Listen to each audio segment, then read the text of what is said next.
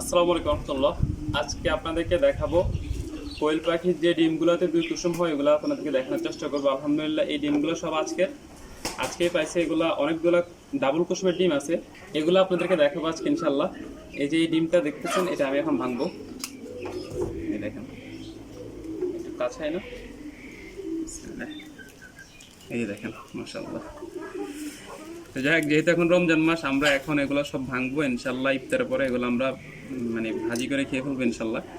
তো এই যে দেখেন, একটা হচ্ছে এগুলো আজকের ডিম, এই যে একটু আগে তুলছি আমি। তো ময়লা আছে এখানে। তারপর আরেকটা ভাঙি, মানে এখানে যে ডিমগুলো আছে এগুলো আমি হচ্ছে সবগুলাতে শিওর না, তবে হচ্ছে মোটামুটি এই যে এখন যেগুলো নিতেছি প্রথমগুলো এগুলো শিওর, পরেরগুলোতে ডাবল কুসুম থাকতে পারে, নাও থাকতে পারে, আমি শিওর না। তারপর আমি ভেঙে দেখতেছি কটাতে আজকে ডাবল কুসুম পাই।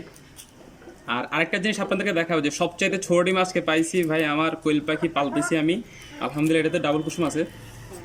তা আলহামদুলিল্লাহ আমি কোয়েল পাখি পালতেছি আজকে প্রায় 1 বছর প্লাস, 1.5 বছরের কাছাকাছি। তবে আমি এত ছোট ডিম পাই নাই। তা আজকে আপনাদেরকে দেখাবো এটা আসলে কত ছোট।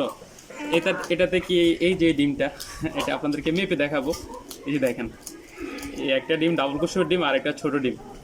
তো এটা আপনাদেরকে মেপে দেখাবো যে এটা আসলে ওজন আসতেছে কিনা, এটা কত গ্রাম ওজন, এটাও দেখানোর চেষ্টা করব। তো আগে ডিমগুলো সব ভেঙে নিই, এগুলো ভাঙার পরে এটা দেখবো। তো 2টা ডিম ভাঙছি, দুটোটাতে ডাবল কুসুম আছে। এই যে 3 নাম্বারটা, এই যে মাশাআল্লাহ, এটা তো ডাবল কুসুম।